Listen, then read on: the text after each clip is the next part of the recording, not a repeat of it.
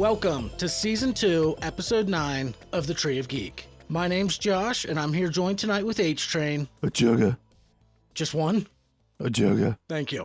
And on this episode, we'll be digging into Season 2 of the Halo television series that just wrapped up. Stream it wherever you can. I don't know if it's Peacock Plus, Paramount Plus, Pretty sure it's Paramount. I don't know. I just know I watched it. It's on the internets. So with Season 2 wrapped up, we're going to take a closer look at the Halo television universe, discuss what we think of it, what we liked, what we didn't like, and of course, what we think is going to happen next. So grab your favorite beverage, I know I already did, and settle into your comfiest spot, and let's embark on this together. So first and foremost, Don't quit your day job. before we dive into it, I wish I could, but I can't. Michael, what is new in your world? Oh, man. I got a list. Of things here. Just so you know, in this entire episode, from here on out, anything we discuss, anything at all, will potentially have spoilers. Despite the fact that I was off work for a week, my mother passed and gave me a free vacation from work. So, I'm glad she's in the great beyond, and I'd like to say thank you for the free week of vacation. And in that vacation time, I saw Madam Web, which didn't lift my spirits any during this troubled time. So I like Sydney Sweeney. I like Dakota Johnson. Adam Scott's in it. I feel like they had all these cool actors and gave them nothing to do. There was so much going on, and yet nothing happened. People crawl weird. I don't know why they're crawling weird, like the main bad person. So yeah, I watched it. It wasn't that great. Some of the reviews are really, really, really brutal. I'm not sure it's even better than Venom 2, but you guys, it deserves to be watched, but it's not that great. What was a little bit better than that was the Roadhouse remake, but that was a completely different animal than the original. I heard somebody tell me today that Conor McGregor can't act. Well, no shit. But it's not like he can't act, but he can act. I don't know. He's somewhere in the middle. The dude's got a brutal Irish accent. He played a psychopath in it, and I think it was very, very up his alley to just play a psycho who just wants to punch and kill people and have a good time doing it. Yeah, I was gonna say, he seems like he'd be the perfect person. Deranged. Yeah. There's I'll spoil a thing here for you. He says as he's fighting Jake Gyllenhaal for the first time in the movie, he's like, "There's something wrong with you, but there's something wrong with me too." I'm like, he delivered the line way better than I just did. I was like, okay, they're going to save a round 2 and maybe even a round 3. So that's going to be pretty good. I'm sorry, I'm not familiar with UFC, all that stuff. Does he actually have that accent in real life? Yeah, he's from Ireland. Oh, okay. Yeah, he has that Conor McGregor whiskey. So it wasn't that annoying fake Irish accent you hear a lot in movies? No, he's like, I feel like on the streets kind of Irish, the way he talks. Sometimes I have trouble understanding what he's saying. Not so much in the movie, but like in the interviews. I have full intention of watching it. I just haven't gotten around to it yet. I still wish they would have brought back Sam Elliott. Thank you, Sam Elliott. Well, they use some of the same names for some people. Oh, okay. So this is like a whole retelling, but in Florida. Yeah, this is in Florida, and it has some funny parts in it. So yeah, I watched that, and then I started reading a comic book called The Deviant. I didn't get super far into it. It's from Image Comics. It's about some Santa Claus serial killer, which, I love horror movies, so it was up my alley. Artwork seems very different, kind of like water paintish. I don't know, kind of like smudgy or something. It's funky. Blood, there's some blood in it. There's swearing in it. It's definitely not for kids. But so far I like it. So after you told me about it, I actually did go pick it up. And yeah, you're right. It's some brutal shit in there. It's dark. Like, I don't even know if I'll finish it. The language is dark. The subject matter is dark. Yeah, for sure. Yeah. Pirates officially getting rebooted. Starting it all over. No Johnny Depp, no nothing. We're starting from scratch all over again. Oh, really? That's official. Pirates of the Caribbean and Yeah. Caribbean or Caribbean? What do you say? I say Caribbean. But what if I'm going to go on a cruise? It's probably to the Caribbean. Is it a crick or a creek? Depends on how wide. Ooh, never heard that answer before. Ooh, okay. Just thought of that right now. My daughter asked me the other day, she was like, so if there's 30 cows in the field and 28 chickens, how many didn't? How many chickens got eaten by the cows? Is that the math you have to do? That's what the joke is. It's, 30 cows. For all you people that didn't figure that out. And 20 of them ate chickens. And I'm just like, didn't what? Did you forget the joke? Like, I have first heard that joke. It was on one of those videos that you get on one of your socials, and it was a dad that could like solve any riddle, and they threw that one at him. Nice. X-Men 97. Check that out yet? I have not had a chance. It's pretty dope. I think I'm gonna wait until the whole season is dropped. I started watching it because I thought it all came out together, and then I realized it didn't. So I got the 3 episodes in so far at this point in time that are out. So the spoiler-free reviews I read said it does pick up right about the end of the original series. They talk about the end of the previous series. Like, hey, this happened then, and these are the ramifications of what is going on. Now we have to pick up the pieces of that and move on. I mean, it's still in 1997. This kid's got a cassette player and stuff. There's something that a certain villain says in front of some politicians where I was like, he just fucking went there. Oh, really? Yeah, I was like, he just said that. I wanted to like high five this dude through the TV screen. I was like, hell yeah. Like he just straight out called out humanity, period. And I loved it.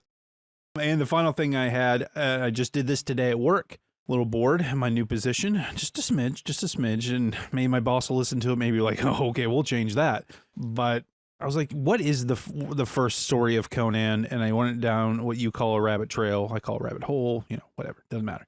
And one of the first stories that came out was The Phoenix on the Sword. Now, I've never read a Conan story. I've read comic books. I've seen the movies. Obviously, I love him so much, he's great. So I was like, well, I've never read this dude, so let's check it out. And the author's name escapes my mind at the moment. But anywho, I get like the very beginning of the movies, they always come with that, the scrolling thing that says, the times of Arius and the sons of this and the Aquilonia and stuff. Well, that's at the very beginning of the story, and the writing is just ridiculous. There was words I didn't know what it meant, but I was so entranced. It's just a 5-chapter like short story. I read the first 2 chapters before I left work today, and I was like, this shit is on fire. Like, so good. I've tried to read Lord of the Rings, Game of Thrones, and I'm reading Harry Potter now. I got the whole series from my mother, thanks. But the writing that you're about to tell me his name here. Robert E. Howard. Robert E. Howard. I kept wanting to think of Doyle, and I was like, that's not the Doyle guy. That's the Sherlock Holmes guy. You're thinking, well... You're thinking Doyle because it's Sir Arthur Conan Doyle spelled like Conan. Yeah, that's probably why. But yeah, so like this dude, such good writing. Now I understand why so many Howard fans are out there going, wow, like those stories, the movies are cool, but you need to check out the books because the writing is fantastic. Like, he created Conan. This is all to him. And dude, you ever see a picture of this guy? He looks like a gangster. Yeah, I saw it. Like he works for Jimmy Hoffa or, Capone. Yeah, like the white fedora going on. Uh-huh. Like, was he in The Sopranos or what? Maybe he's down there with Jimmy and the Docks, writing down some stories. Who knows? But yeah, that's new for me in the world of geek. What you got over there, bud? Anything? Speak up. Yes and no. I thought you were gonna go with. No. I cannot do accents like you can. Like I can pull something little off for like a D&D game, but I can't just run with it like you. Like I'm very envious. I'm not gonna lie. I'm very envious of that. But it happens. So speaking of D&D, that is one of my things. All right. So we record Thursday nights, every other Thursday. And opposite of these Thursdays. Opposite Thursdays, we play D&D. And my DM, his wife was sick. He had to take care of her and the kids. And they have 5 kids, He's a little busy. It's the roll of the dice. Yeah. He rolled a nat 20 on fertility. But yeah, so he couldn't make it. And instead of canceling, because I originally DM'd this group, but I'm taking a break, we agreed a long time ago that I would build some little one-shot just in case something like this ever happened. He told me earlier that day, he's like, hey, I am not going to make it tonight. My wife is sick. Any chance you want to step in or should we cancel? And I'm sitting at work. I'm just like, yep. Oh, yeah. Now I will step right on in there. So I built a multi-leveled puzzle temple that no fighting. I know a lot of people are in it for the fighting, and some people hit him with your sword. Some people are in it just for the role play. I didn't do any of the fighting aspect, but I did play into the role play a little bit because I'm an advocate of if you're gonna play and talk to each other, you don't just talk to each other.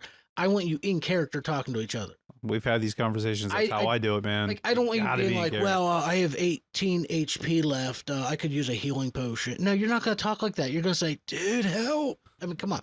The puzzles were all over the place. Some like you had to really think about. Some were just luck of the dice. And unless they lied to me, apparently they all thoroughly enjoyed it.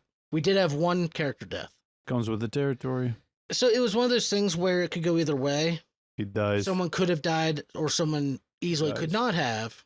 And when I asked him about it, because I knew he had been talking a lot about bringing a new character into the game, because the one he is playing, he pulled over from another campaign with some friends of his. And he's spec'd into like 4 classes. And he's so spread out, like it's getting really convoluted. And he's just like, I want to just pull it back in. And I'm like, I don't think I'll ever multi-class and do all that weird shit, man. I'm just gonna give the first next time if I ever get to play again, I'm going straight laced. see, I did a little bit. Right now, I am a druid with a single level in rogue just to get the stealth perks. But I told him, like, look for this. And I sent him a picture of a hallway, which I put up later during the game. I said, when you see this, you'll know what decision you need to make. And if you really want to end your character, I think you'll know how. So this one shot gets to end his character. Like this was continuity with. Yes. The DM and I agreed. Everything that happens is happening. Okay. I ran by him the rewards and everything, and he was completely cool with it. So his character died, and in the very next room, they encountered another character that was him. And so the twist was that they were taken by trickster gods and put into this little temple for their entertainment. And his previous Every Star Trek episode. previous character didn't actually die. His previous character like fell through the floor. It looked like he died. Like, oh my gosh, he's dead. But in the next room, they encounter this dude who went through the same thing millennia ago with his old party, but nobody knows this. So he joined the party and they moved on when his former character is now stuck in that room waiting for the next group to come through. It's a lot of torture. Yes and no. It's like that Because movie Cube. they managed to catch his soul in a soul gem, and they're going to try and figure out how to revive him. Is Thanos gonna get it? That's a soul stone. Oh, gems, stones. I'm sorry, I'm not a thaumaturgist. But or so whatever. it's going to add a lot of depth for the DM to play with later if he needs like a little side story. Like, why not? Yeah. So I'm excited. That sounded very, very interesting. Oh, yeah. Yeah. Anything else happen? In that game, No, I mean like in your geek world. Anything new? well, I did want to do another shout out quick. Thank you to Galactic Elliot for the interview that we did recently. He gave us a shout out on his Discord. Good guy. Look forward to working with him again. Had a lot of And- fun. Very and grateful. A shout out to multiple episodes ago when I talked about Eric Bennett. He's the one who writes the Steel Wolf. Steel comic book. Wolf. That first issue is pretty good. It, It's I pretty loved good. I talked to him. He let me. I told you he showed me like the cover art for his next one, and I asked like, hey, just curious. And I told him kind of looking for content to talk about on my, the whole what's new in the geek world section. And he said, unfortunately, Steel Wolf is on the back burner at the moment. That right now all their focus is into a new book called World Wonders, which is going to have Steel Wolf, Midnight Owl, who's the kind of Is this their JLA? yeah, I think Their so, Avengers? Their X-Men? and Thunder Woman. Thunder Woman! So he sent me the first 4 pages to go ahead and read, and it actually looks like it's going to be really, really good. So I'm pretty excited about that. Hell So- yeah, man. I will keep everybody up to date on when that actually drops. If you want to read his other stuff, Steel Wolf, it's indieplanet.com and just search for Eric Bennett or search for Steel Wolf. Yeah, if you just Google You'll Steel find Wolf, it'll even take you to where you need to go. Yeah, absolutely.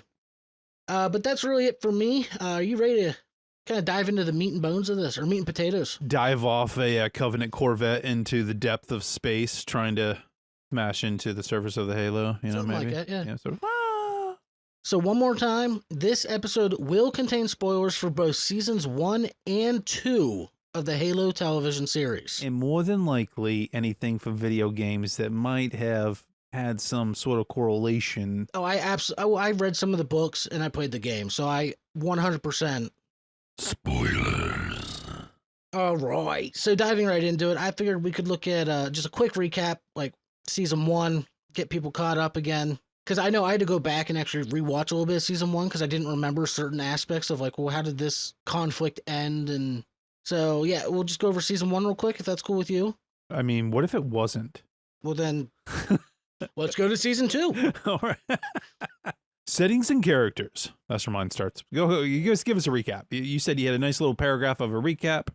What do you got? Well, okay, so if you already played the games, or if you know anything, literally anything about Halo, you already know that the overall premise of the Halo franchise follows Master Chief, also known as John 117, played by Pablo Schreiber, who is half brother of Liev Schreiber, yeah, who played Sabretooth. Sabretooth, the original. Pablo needs to play the new Sabretooth. I'm telling you, he's fucking huge, man. I'm not even going to give you his height because I know you don't want to know. 6'30".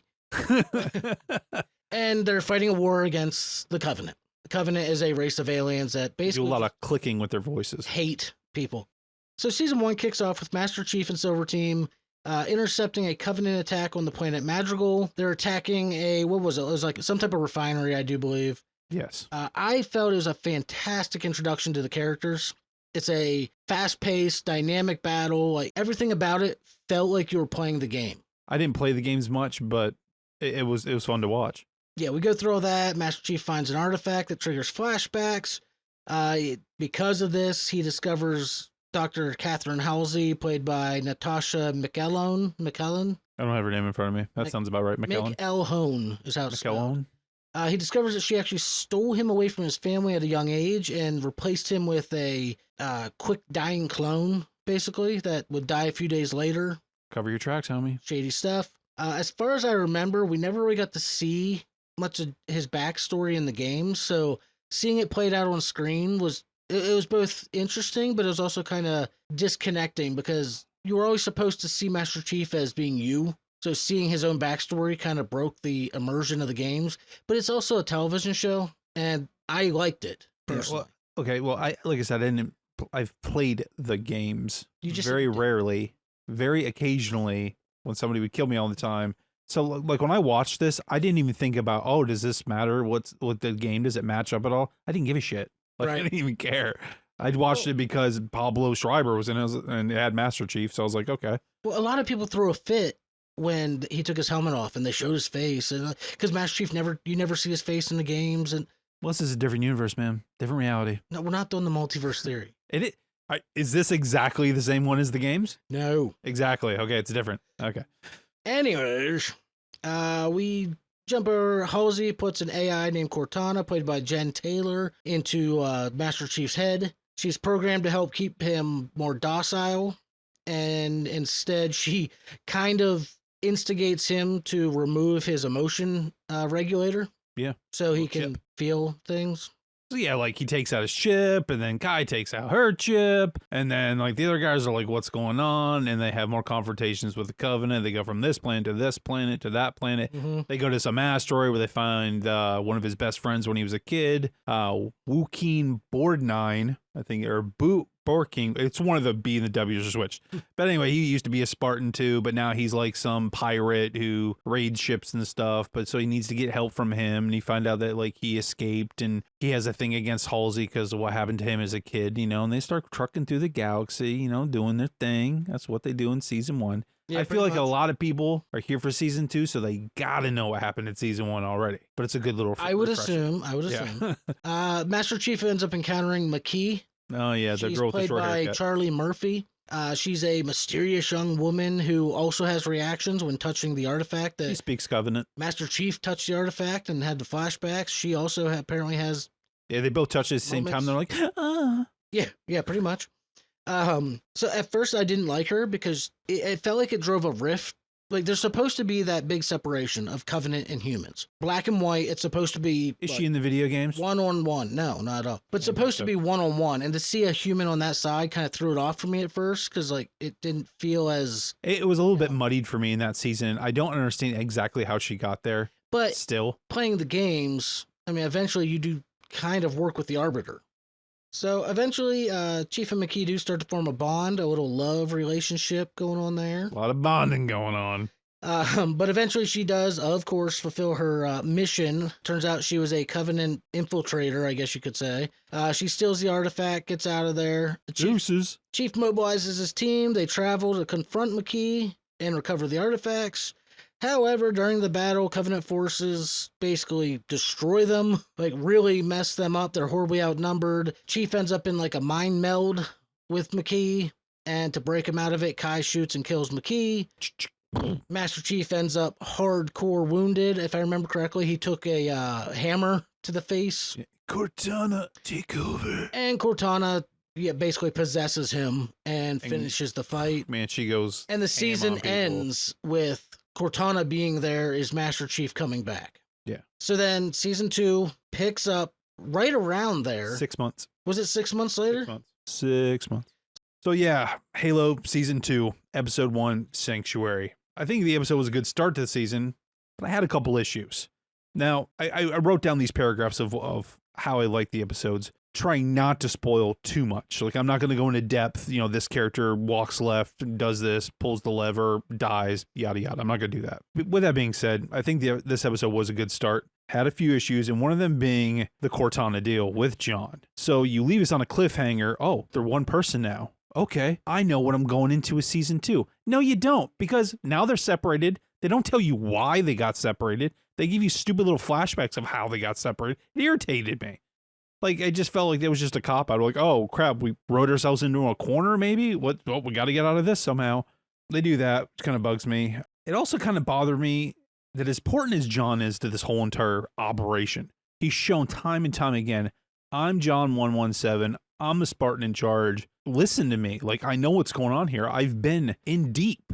And they're like, yeah, but we don't really believe you that you saw what you saw and you did what you did and these people are here.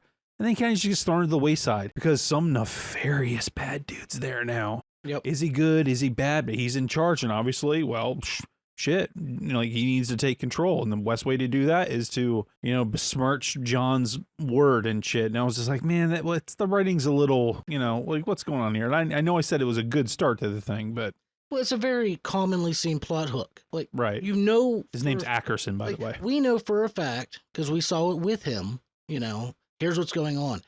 Why would they not believe the man? Because, oh, well, he's having mental issues. Then why are you sending him into the field? Yeah, first off, that's a military no-no. And secondly, he would be debriefed. And I don't believe that after all the information, all the battles that he's been in, and as much as that he has helped out, what is it, the USMC? NSC. So the Space Marines. Yeah. So as often as he's helped the Space Marines, they'd be like, you know what? We're not going to take your word because we don't think you're being honest. You've never been honest before, so why should we trust you? It's stupid. It's bad, lazy writing, and I didn't appreciate it. And I was a bit surprised, though, how much Soren got as far as screen time in the first episode. Because they, like, here is Soren from last season. Boom, we're going to completely change it on you. Yeah. Now he's over here. They gave his wife, Lauren? That's Lara. They gave her something to do, brought back Quan for a minute, and I was like, okay. Because I didn't really care much for her, or not that I didn't like her, I just didn't like, you know, like, whatever. But even now his wife has something to do, and she's actually interesting. Even though Quan looks like 8 years older. Yeah. Well, I'm not a fan of the Quan character, but it is what it is. I have my own qualms with her later. And that I give the first episode a 7 out of 10. Yeah, that's fair. I think it was a good start, but it's a starter episode. I mean, you're not going to get everything you want because they need to give you the groundwork of what's going to be built upon the entire season. But it still started season 2 really solid. Yeah, I think it did. But yeah, I had the same issues. Like, why did they separate the two of them? Why didn't they listen to Master Chief? Like, but then you get that, episode 1, you get that battle in the fog. Yeah, I mean, the action sequence is good. There's one thing I will say about every single episode, so I don't have to repeat myself consistently over and over. The action and the effects in the show were pretty badass from beginning to end. CGI is amazing. Like, I had no issues with CGI or action sequences at all. Yeah, I agree completely. And here's a question for you. I mean, it's revealed in a later episode, but why was Cortana, like, locked in the basement? Yeah, they separate and lock her away? Yeah, like, they had her locked away in a separate cell all to herself. They even said they wouldn't give her access to the, you know, yeah, because she's like, the internet. Yeah, if you give me access to your GPS signal, like, I can hook you up here. Like, I will help you. And they're like, no, we don't trust you either, liar. That's what I mean. Like, what? Like, you just watched her save that entire unit, get the artifacts back. Like, the only thing I can think of, and this isn't a spoiler because they never really fully explain it, is Paradoski, however you say her name. I think it's Parandowski. I was half and half there. Is that she was so hungry for power this whole entire season, and like leading up to this season, that she did some masterful plan to discredit John and Cortana in the sake of humanity. Well, and Ackerman or Ackerson, whatever. Ackerman. He's now in charge. We see John meet up with Manoski, whatever. Paranosky. It's Ackerson and Paranosky. Okay, we see him meet up with her later on, like she's a street merchant. What happened there? When did she leave? You do it? Well, I'm not going to try to do that accent. But she's like, yeah, I got kicked out, because of everything happened with Halsey and everything, and I took the fall, and like I'm not even part of this. So, like I got influence, but it's just here on the streets. I'm just, not that important anymore. Sorry. Yep. Yeah. So then we roll into episode 2, called Sword. Sword. That's how Conan would say it. Episode 2 is Sword. So we roll into episode 2, Sword. This episode felt a bit oddly paced and tonally dark to me. And I wasn't a huge fan of this one. It's one of my least favorite ones of the season. I don't know if it was because John was still being completely ignored. He was even ignored by Kai. She's like, well, I'm not sure you're really right. Like, they've been through shit. I wouldn't tell my battle buddy that I've been through shit with. You know what? You're probably just off your rocker and I don't believe you at all. Like, oh, there's this monster and here's all the evidence. Nah, no, you're fooling around. It bugs me. And maybe I was just really irritated by the fact that Ackerson and Halsey with this clone stuff didn't even really freaking matter. He's got her in this certain sort of prison holodeck. We find out that Halsey's been captured at some point. Yeah, which they just, poof, we got to bring her in somewhere. Because the last we saw her clone died, and everybody thought she was dead except for her daughter, Miranda Keyes. Right. And then we see her on like a balcony, if I remember correctly, and like they're boarding a ship to leave the planet. So when did they bring her back and put her into the cell? That's the type of the writing that bugs me. I thought the writing throughout the entire season had some weak spots. I don't know if it was just because, they're trying to outdo season 1 and they went more on spectacle than they did substance. But yeah, and like Ackerson's got like, I'm assuming his dead father, he's like dying of some disease. Like it didn't really, they're giving me all this stuff that they could have filled the episode with other things that probably would have mattered more to me as a viewer. I did like the situation aboard the Rubble with Quan and Lara, with his seedy crew and after what they've done, and they're just, the one woman was just a mean lady. Oh yeah. Just like, she's just hitting kids. Like she don't give a shit. Like, I don't care. Well, and we see that refugees from planets that the Covenant have already glassed, the ones that make it to the Rubble, are basically being sold into indentured servitude because they literally have nowhere else to go. Yeah. And the only reason Soren gets himself into a situation is because somebody lies and said that he knew where Halsey was. Yeah. And I mean, he did lie, but then again, does Soren meet up with her later on? Yeah. Money well spent, if you ask me. So that guy was a hero. He was a hero. A hero to Soren. I'm sure Soren will thank him the next time they meet, if that guy survived. I can't remember if he did or not. You never find out. Yeah, and the McKee stuff that was going on, I don't know. It's a lot of back and forth about prophecy. It was like the same retreading lines. If you played the game, you got a lot of that backstory. They have their prophecy that they will be led to essentially like a promised land, like they'll ascend when they. But I got that in season 1, so why are they just repeating it in season 2? I already got it. To remind you. I'm locked in. It's to divert your attention away from the fact that McKee is somehow alive. Yeah, they don't really explain that either. Not like how's she kicking around? Because like I straight up. Because even Kai says, like, oh, dude, like, I shot her. Yeah. Like, she's like, bro. I know I killed her. Like, dude, I was like a foot away, man. She did. I say she did. But she's not dead. Yeah. So, no explanation on that. None. This is like a Lost thing. I love Lost, but it's like the Lost issue where there's so many strands that just seem major important to the story that they're just like, we're not going to tell you. Yeah. Because by the time you get to the final episode, you don't give a shit anyway. I almost feel like in season 2, the writers are like, "Hey, I don't really like that we did that. Let's just not retcon or just ignore it, right?" But you're right, and then they'll be like, "Well, it was a clone because we wouldn't put the real one out there or some bullcrap." Yeah, 6 out of 10. I give this episode a 6 out of 10. Rough. Yeah. Don't forget, in this episode 2, we get to see a little bit of rivalry between the two squads, Cobalt and Silver. Because Cobalt's being sent off onto a mission that Silver feels that they should have had, but there's no record of it, and what's going on here type of thing. Yeah, you start to get this Ackerson, and there's other people pulling strings. But then we hear Cobalt Squad make comments about how all of Silver Squad, or Silver Team, took out their emotional inhibitors. You're like, oh, you guys have feelings now? When did Riz and Vanek take theirs out? They didn't. Because even apparently they Vanek did. talked some shit there for a minute too about the emotions.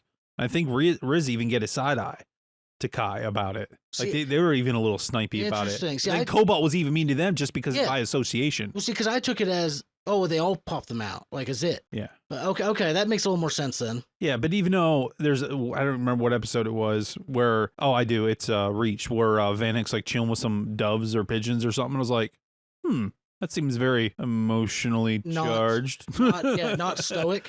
Yeah. But yeah, so Master Chief is concerned because the reason Cobalt's being sent out to this location is a comms relay went down. Hey, that's the same thing that happened when there's a pattern here. The Covenant that nobody believes me about. Yeah, they're training, so man. What does he do? What any good soldier would do, and he lies to his team and steals He proves himself a liar. Yeah. Yeah.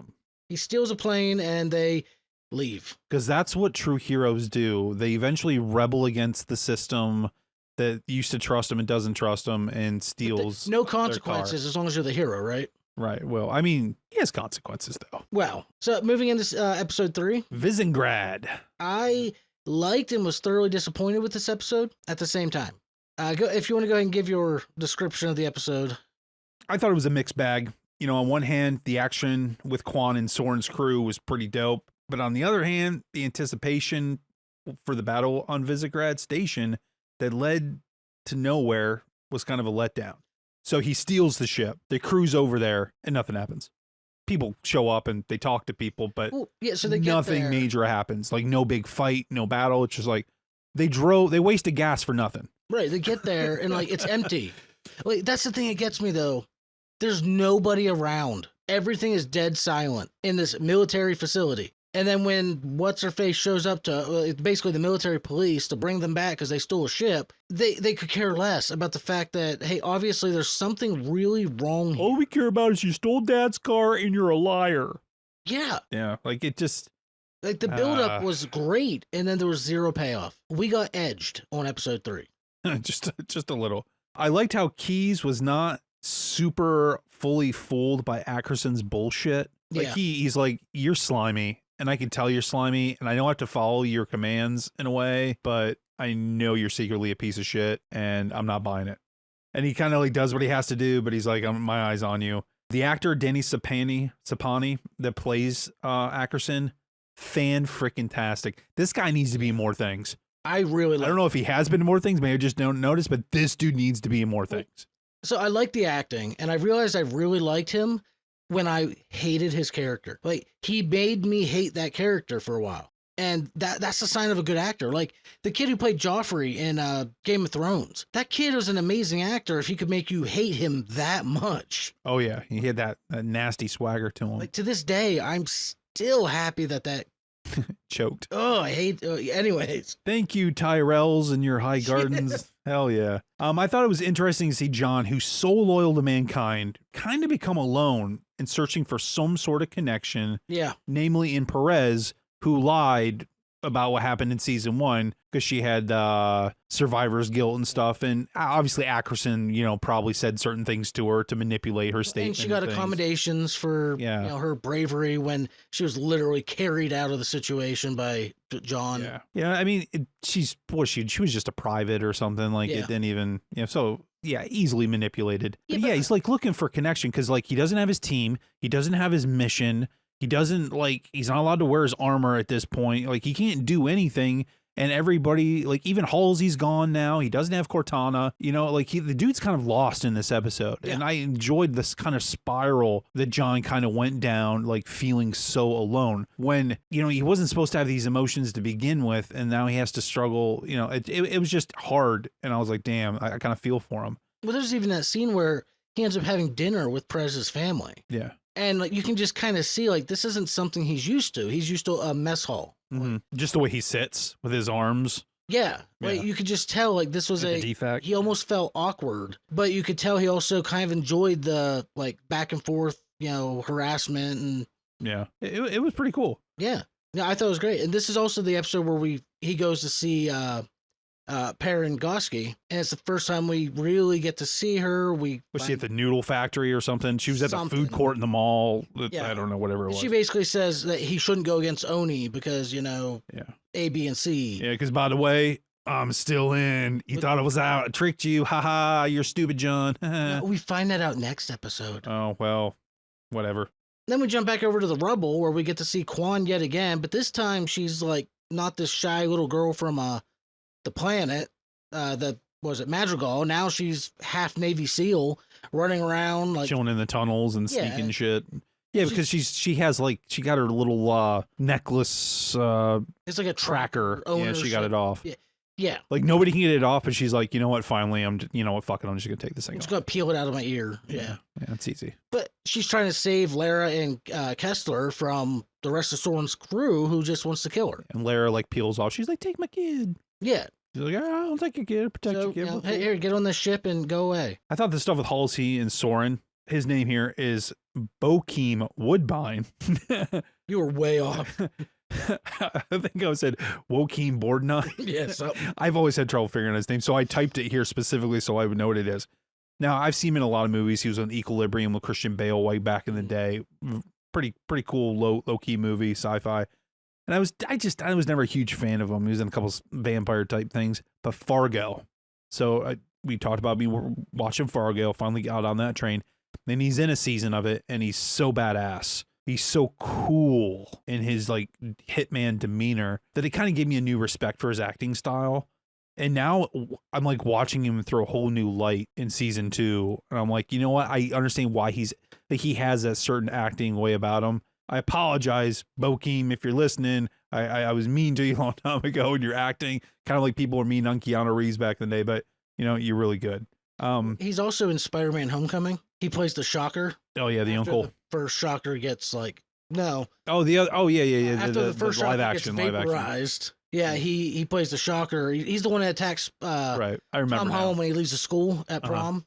I've seen him in other things. I can't place it though. Well, he's never like a lead actor and stuff. He's having like a late resurgence. I found on TV anyway. He's starting to become a bigger player in TV. Never really so much movies, but I thought it was a decent setup of an episode for some impending doom that they kind of say is coming. But I did scratch my head trying to figure out how in the fuck did the Covenant even get on the planet?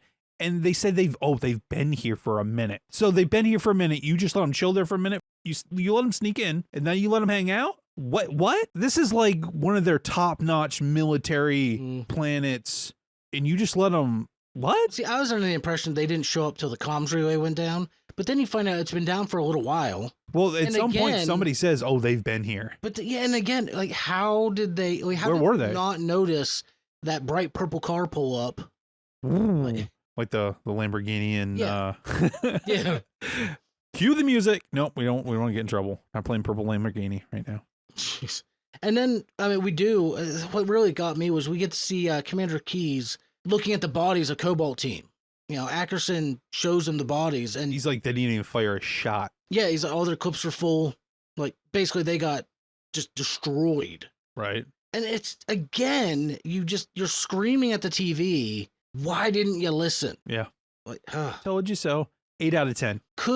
That's my rating for this episode. 8 out of 10. Could the events of the next episode have been avoided if Silver Team had gone instead? Well, there's no telling the type of force. Even though it was apparently stealthy because they didn't even fire any shots, but there's no telling. Now, there is the argument that it would have made a difference because they dealt with Covenant forces of special type in season 1 very often. So yeah, they could have made a difference.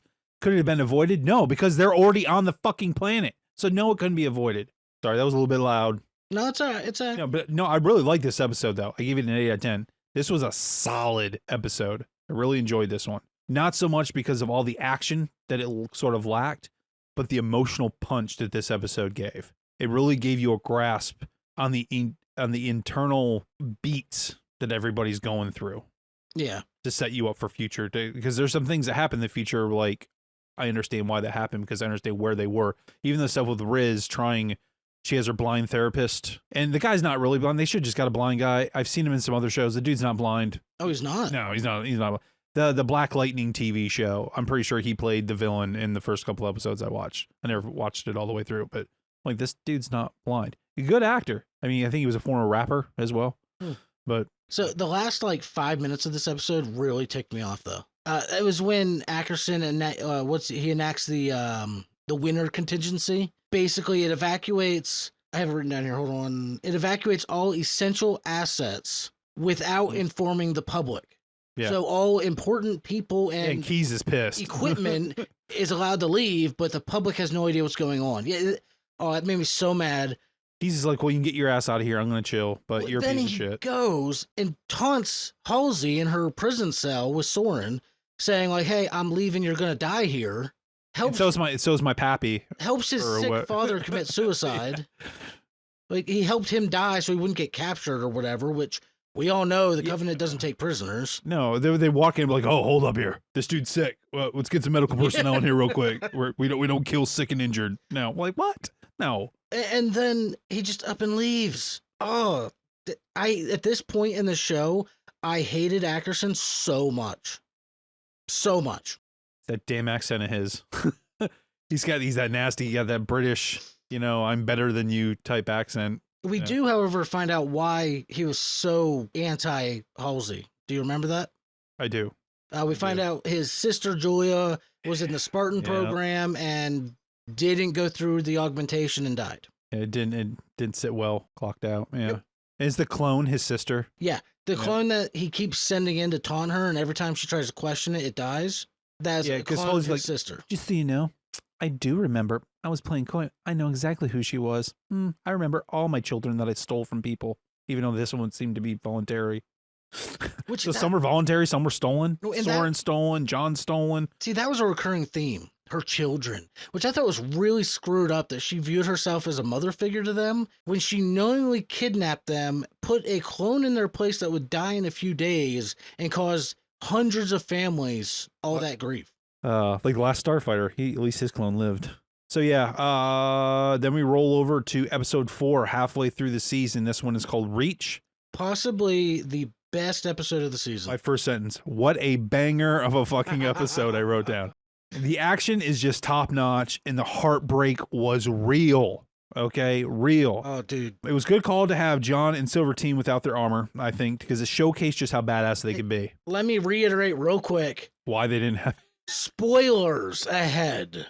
Spoilers. Up until now, it's been all plot. We're getting into the meat now. Major spoilers incoming. Okay, that's out of the way. Yeah, things... I mean, we're not going to go super in depth. We're just going to keep brushing over like we're doing here. No, we're not.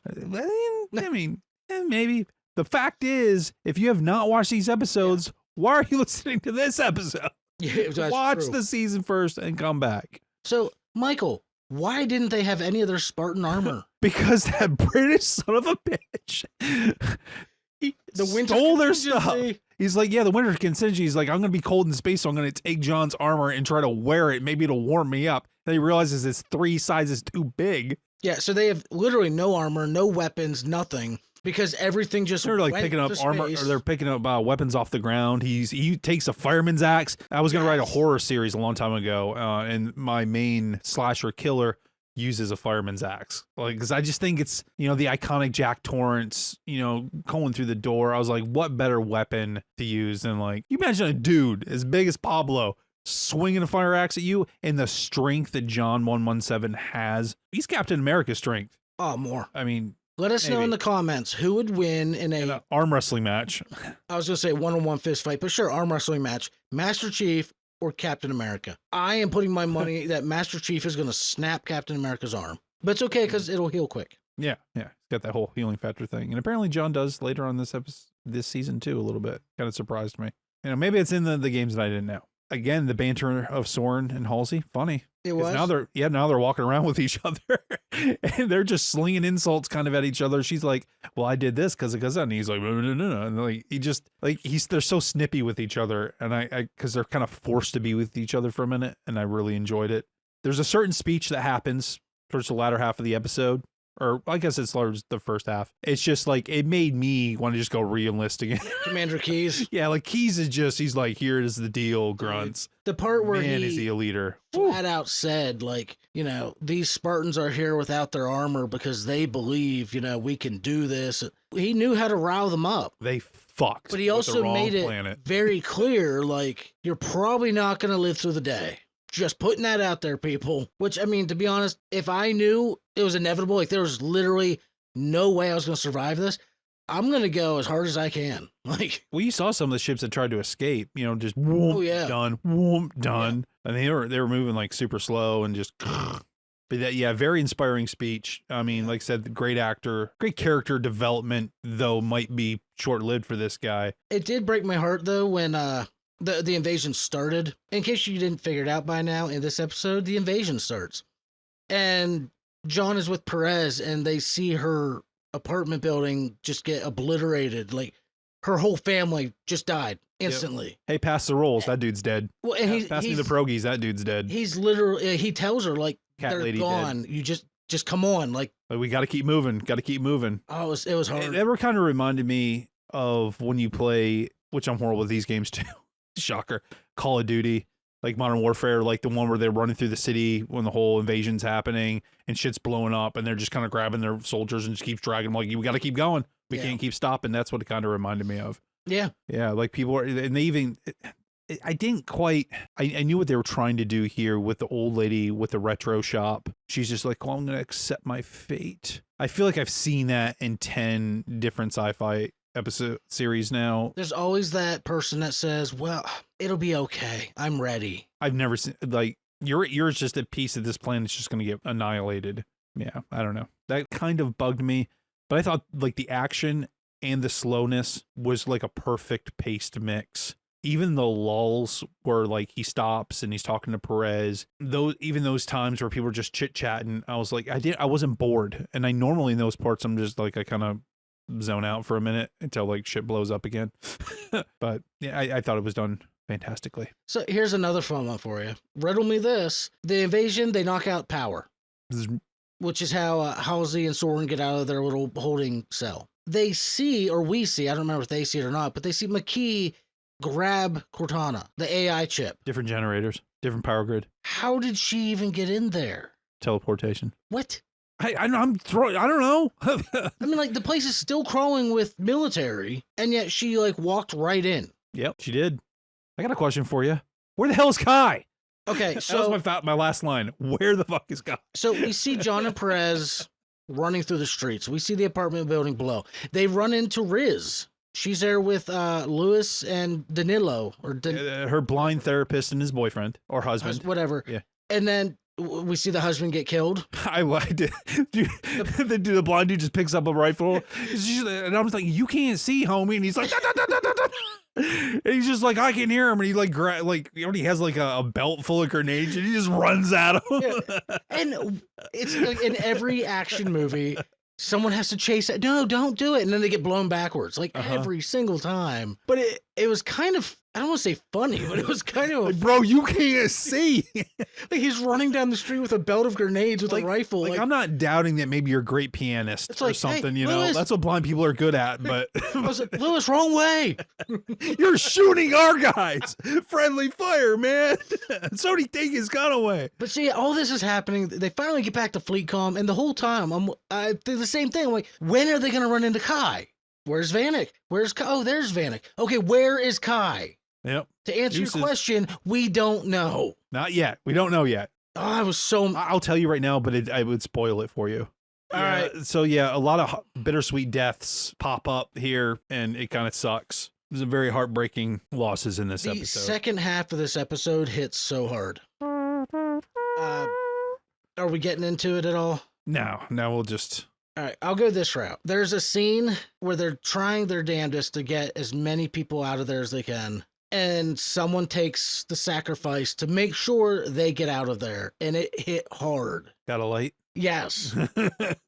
And okay, so in my head, I'm like, wow, like that is that mid-season death. Like there's always mid-season, there's something major. But wait, there's more. Not 10 minutes later, another major character death happened. Them stupid needlers, man. Like, what killed me was like, you watch the needle go into the person's chest, they look down and see it, and the look on their face is, oh shit, I know what's coming. And then you just see that boom, body flies across the room, and you're like, holy crap, they just killed off two. Did you appreciate I'm calling the Game of Thrones moment here?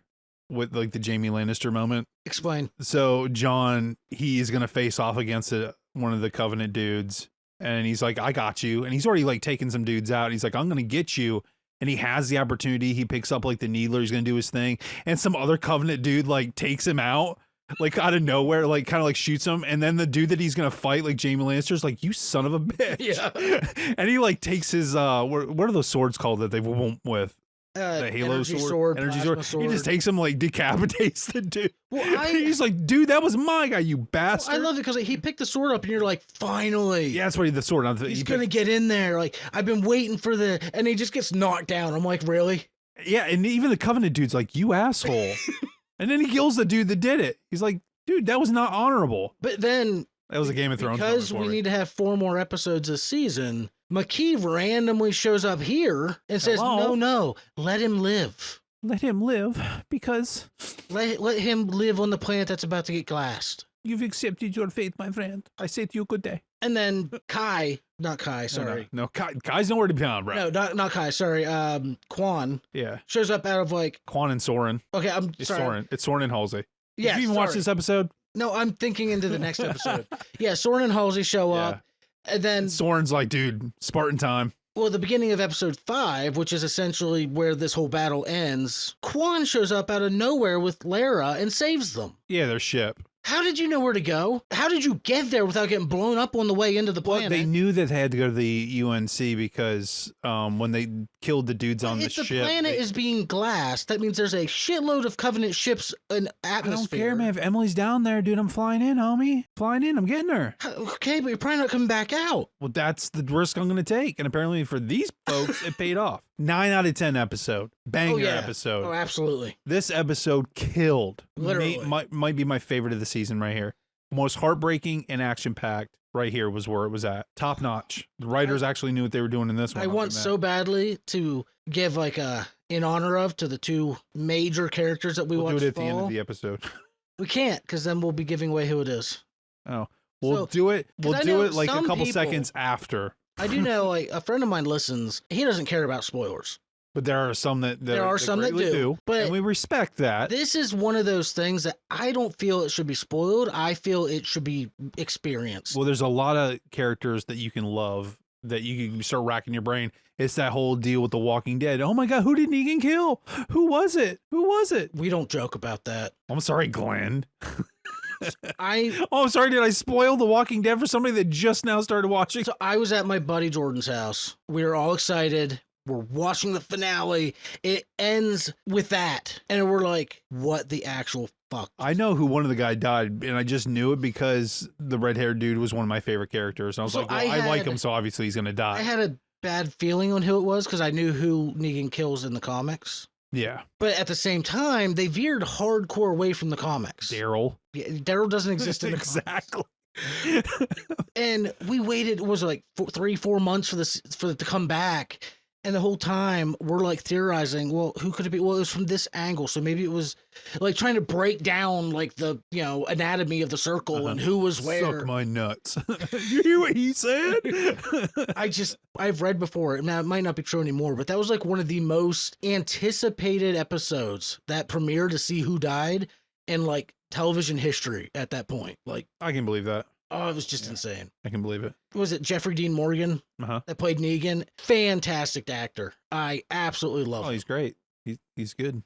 First saw him as Dean and Sam's dad in Supernatural. He was also on an episode of Shameless, and then they recast him because he went to The Walking Dead. Well, that happens. Yeah. Anyways. Dermot Mulroney. I absolutely agree. This is like a 9 out of 5 or 9.5 out of 10 for me. There was not a single dull moment of this episode. Like the whole thing. No, even when they're just walking and talking, it was fun. It had its holes. It was just so beautifully put together. Yeah, they put a lot of their probably budget eggs in this basket. Yeah. And like you said, the action and the CGI, like normally in mass battles like this, if you pay attention, you can find places where they had to skimp a little bit because they're trying to focus on this. It was gorgeous. Whole way through. Absolutely agree. Episode 5, Illyria, not a disease, not to be used of Valeria, the chick that Conan was in love with, and Conan 2. From Conan my 1. immediate overview of this episode, we went from red hot full speed ahead to emergency brake is pulled on, we're at a dead stop. Night and day difference in it's like in D&D when you go from fighting to role play. It's completely different. First thing I wrote here was this was a much slower paced episode compared to the last one, and that was understandable. Because I mean, yeah, you get a little bit of action in the beginning because it leads right off from the last episode, but yeah, it's a very much slower paced. We learn more about how they deal with family, how they deal with friendship, how it's all viewed. We learned how deeply loyal they are to one another, even still friends and loving towards the ones that wrote them off a couple minutes before. Like there's some characters that said, John, you're a nut job and we don't even care about you that much. And even though those characters aren't here anymore, he's still like, they were my Spartans. They were my teammates. Yep. I love them. Like, so frag off. You know, I'm not going to talk shit about him now. Do not speak ill of the dead is what they say. I'm not a huge fan of the Quan sing the dead shamans who speak of impending doom thing. I've seen this so many times, like, and it's so fragmented, and I don't like it when supernatural forces take the time to invade your mind over and over and over, but can't clearly or plainly tell you what the fuck is coming. See, I simply put, what was with Quan's vision plot hook? Yeah, like she had no hinting at these. Well, they said powers. There's like a line somewhere, and I don't remember specifically what it was, but it was like, She's the last descendant of a certain bloodline. Yeah. But like it can manipulate and give you visions, but it can't say, oh, by the way, specifically Jimmy Joe John is coming through the door in 5 minutes. Be prepared. Like it can't just tell you the Undertaker's coming for your soul. Right. No, it has to be like, there's something in the wings. I can't tell you what it is because writing, that bugs me. I mean, it was a cool visual how like they have a funeral for one of the fallen. In the middle of it, all of a sudden she's standing alone, right, and facing this shaman. But if lady you have the power to do that, why don't you just speak? Hey, yo, in about 2 more episodes, this is gonna happen. Which, okay, part of me is like, all right, the visions, like, okay, I can deal with it. But later on, something happens where like they full blown go like, oh, my magic, no, and you know what I'm talking about. Just I think so. No, it's probably part of the episode where I drifted off, where I was just like, oh my lord, where was I here? Oh yes, when Soren and Laren look for their kid, that thing whole happens. Yeah. But guess what? Doesn't really go anywhere. Yeah, we just wasted 50 minutes of an episode to really do nothing other than to showcase Soren is a badass and he really likes being a dad, because he was called out about not being a dad, and he's like, no, I'm not going to tell you about how much I love being a dad, but I'm going to talk to these other people that I think have my kid about how much I love being a dad. And you get to see, Lara be kind of mean, like that shopkeeper. He had it coming. She's taking that rod and like wrapping barbed wire around. Yeah, like she's like, oh, speaking of Negan, Yeah. I don't know if you've seen The Walking Dead. However, something might happen, homie. She wasn't messing around. Right. It's kind of a wild goose chase thing. I didn't, I wanted it to go somewhere and it didn't. I mean, you have to wait for that plot line to ever get its nugget. I feel like this episode was completely up and down for me, kind of like middle ground at times. But at least Cortana was getting some stuff to do with McKee and the champion guy, which I wrote that because later on I was like, oh, his name's Var. And then we find Kai in kind of a new role compared to her character before. She's still a Spartan, but we learn where she is and what her new purpose is. And you're like, okay, well, shit. I've never seen that scene, though, ever, where somebody just walks out and there's a whole entire massive army waiting for them. The Force Awakens or anything. No. Nope, but never. That's a heck of a jump. She went from not even the commander of a team, just a field grunt, essentially. Yes, she's a Spartan, but to suddenly in charge of an entire program. I think she might have been a sergeant, maybe. I don't know. I think John's a major, or he was major, and now he's Master Chief. I don't know the ranking structure in the UNC. It feels like it's a little bit of Air Force, a little bit of Navy, a little bit of Army. That's what it's supposed to be. It's supposed to be like all forces pulled together. Yeah. I give this episode a 7 out of 10. It wasn't as bad as the other one that I didn't care much for, but this one was probably my second least favorite episode. I did enjoy John kind of like walking off like Clint Eastwood, like, I'm going to go fuck some dudes up, and I'm going to do it hard. And we lose a Spartan in this episode. Yeah, somebody decides, you know what, my fight is done. Yep. I'm going to go make a garden. Live a normal life. Find a rocking chair. Yeah. I'm going to chill on this really horrible planet that just kind of sucks. Like this Yeah. planet they're on, Illyria, as that was the name of the episode. Just kind of I wouldn't want to live there. Kind of wasteland. But yeah, that's our thoughts on that episode. And then we roll into episode 6. Onyx. And isn't that a Pokemon? Yes, it is. And there's Pokemon galore in this episode. So Ash goes over to I'm confused.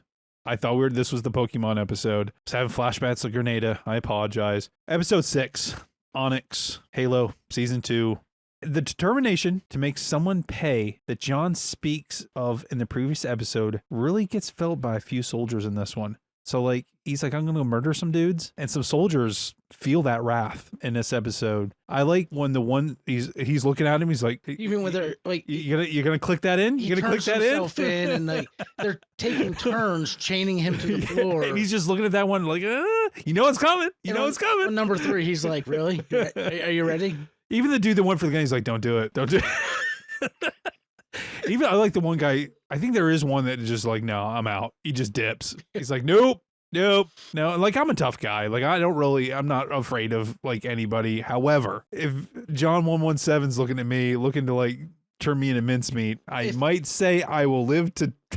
If I just watched him grab the rope and just whip the guy holding the other end of it across the room. Yeah, you're looking at a guy, what, like 245? They're supposed to be like 7 foot tall. No, I'm talking about the dude that was holding on to the thing. Oh, yeah. You're looking at a dude, he's probably like 6 foot, 230, 240. I mean, like he was in great shape, and he just took that and whoop. Yeah. Goodbye. Spartans are supposed to be between, I think, 7 and 8 feet. I think Schreiber's 6'5". You're talking a big dude. Yeah. I think he's like 6'5", 6'6", or something like that. Like he's. Wow, really? Well, and then in his armor, like imagine how tall he would look in the armor. Yeah. And here he wasn't even in it. But John has a new purpose. And in this episode, it is to beat the living shit out of a lot of people. And he does that. It was nice to see Miranda Keyes show back up, as she was MIA so far in this season for the viewers. Yes. I almost forgot about her for a minute. I was like, oh, it's you. Was wondering. That one chick. Who's that? Like, I was trying to remember from the last season, like, where did she end up in the end? I don't remember. Other than she was just... I like her, though. She's a good actress. Oh, yeah, for sure. This, of course, leads to Quan, Shaman, Doom stuff that is a bit shaky for me. I kind of drifted off there. Is this what you were talking about? Because I was like... No, this is one part. Because this is when they first get down there, but there's stuff that happens after. The part I'm thinking about is in the last episode, but... No, this... So yeah, she like uses her magic shamanility powers to like... Oh, to unlock the door. Understand the puzzle that has taken people with infinite resources, years, and they barely scratched it. And she's just like, here, let me get that for you. Did you? Oh, it was open, silly. Yeah. Okay. I now that you specifically told me, that annoyed the crap out of me. Move at the speed of plot for sure. Yes. Soren tells his baby mama about his tough childhood, and Kai is tricked yet again. He's like, yeah, they're really hard on me, and I was a Spartan kid, and yada yada yada. Kind of retreading a little bit there, and Kai's like, I think something's going on here, but you know what? I'm gonna do what you tell me to. I'm gonna do what you tell me to. Yeah, I'm gonna do it. The whole showing her the video of him beating up the guards and being like, this is what he did. He's been brainwashed or whatever. You need to go. He's working for the Covenant. You need to go put him down. Give me a break. I cannot buy that she is that naive. No fucking way. I did love, though, that during their fight, if you want to call it that, he literally said, like, I'm not going to fight you. And he just took a beating. Yes. He took a beating. But don't worry, because after he takes that beating, Cortana does some magical across the galaxy secret save the day shit and helps yet again Patter John reach the artifact. Please tell me that's what you have actually written. That's exactly what I've written down. I was like, now I know, okay, so they're far away in space, and I understand how physics on a very basic level works, and I understand even if subspace from any reality exists, actually exists, to send transmissions millions through, of light years, let alone she's pretty much just data. Not the character data, but she is like data. Yeah. And she's like, I don't know, teraquads of data going back and forth instantaneously, knows exactly the layout, knows how to unlock the doors, and at the same time be, I guess, what you would call conscious on the Covenant Corvette to deal with what's going on over there. Wow. Cortana is the greatest AI ever made. She does get caught, though. Yeah. Because they say, oh, transmission went out from the ship. But that's it. Yeah. And he smacks her And then, holographic hand. and then what does he do? When John gets in there, he grabs the artifact. Yeah. At the same time that McKee is going to. And they in end these up things. like in their deja vu. Yeah. love. But what's going on? Tell me what's going on as she's trying to get to the artifact. Like what's going on? Because we talked about this. And, sorry. I was like, what? kind of like in a daze I was during the Quan thing. Okay, yeah. This bourbon's kicking in. It is spicy. No, okay, so I love this part. I did. Yeah, over the course of all the episodes, you slowly see I guess you call him like a covenant priest, a religious head. He doesn't like McKee. He makes it very clear that she's human and she's waste. He doesn't trust her. She's human. Like no matter what, yeah. And finally, the whole transmission, but thanks to Cortana, they think she did it. And he comes flat out. He's like, she needs to die. Kill her. Yeah, by order of the church. And Var, the arbiter, pulls his sword out and he gives, I don't have the exact quote, but he gives this little spiel about like, brothers, if you're with me, be with me now. Every time you've seen something like this in a show, he turns on the people that are giving him orders. Yeah, he kills Emperor Snoke but or whatever.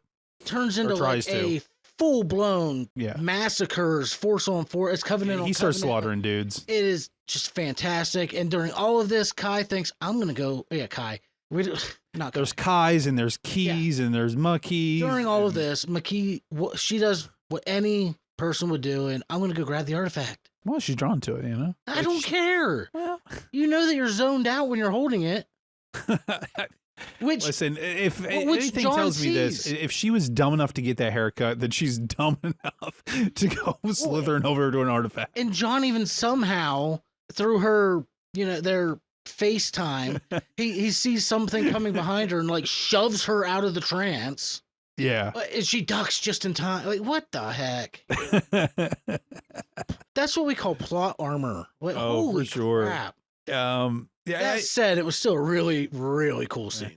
I think this episode was, was pretty mostly good. And it brought a lot of storylines together for the most part. Like we see people slowly start to coalesce together. Like they're all getting to the same areas. They're all interacting more. Finally. All the strains are starting to be woven together. We get a new dynamic for Kai here at times. And I question if she really was that naive, which I guess I kind of said that before.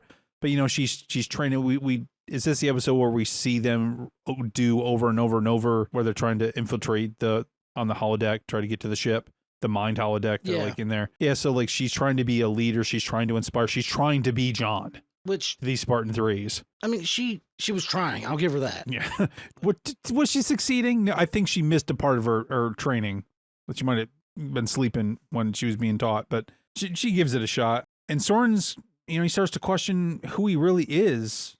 And I think it was a nice touch to flesh out the character because, he's been going on about his bad childhood and how he wants to be a dad, but I think he starts to finally realize, because he kind of understands after he's been told time and time by Halsey that, you know what, you're nothing special, bro. Yeah. You've always had the stick up your ass thinking you're special, the chip on your shoulder. You really weren't. You're just another one. Just another kid. And I think he's finally accepting that and going, you know what, I'm not a pirate. I'm not a Spartan. I'm not just a dad. I'm not just he's trying to figure out who he is. And in the beginning of season 1, I was like, I didn't really care for this character. Yep. He felt like a throwaway. I'm starting to like him like a lot more. So I thought that was a nice touch. I give this episode an 8 out of 10. Okay, yeah. Yeah. I do think Soren had the biggest character growth through the season. You definitely get to understand him a lot better than you originally did. And again, I definitely saw him as just a throwaway character in season 1. He'd be one of those recurring, I need to go get help type people. Right. I thought he was just always going to be on the asteroid. And maybe a smart writer thought that that's what was happening. Like, hey, maybe they pitched something else. I don't know. Is this dude in the game? I have no idea. I think half these people aren't in the game, probably. And we do find out Perez is now a trainee in the Spartan 3 program that Kai is leading. Right. Which it annoys me they call it the Spartan 3 program because they had no intention of giving them the augmentations. Well, they're third class. They're... Oh, my bad. Well, they're... Kai and them are all 2s. Well, then who the hell's 1?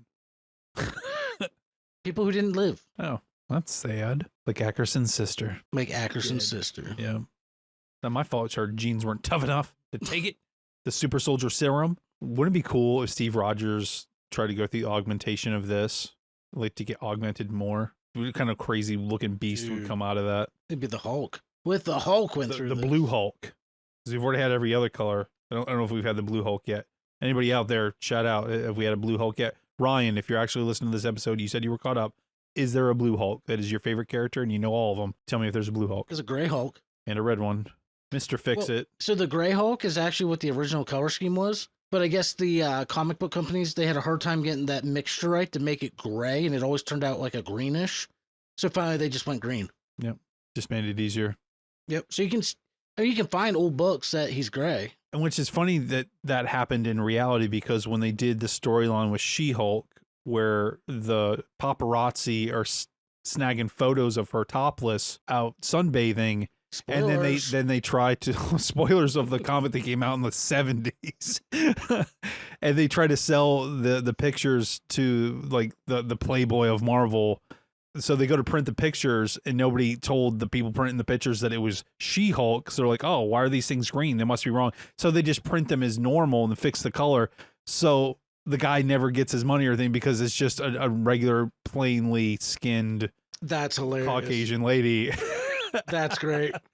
It's just a cool little, I don't know. Writers seem to be super sharp way back in the day about these things. Oh, yeah. So, but then again, they came up with characters like Dum Dum Dugan. Howard the Duck. Hey, you leave that movie alone.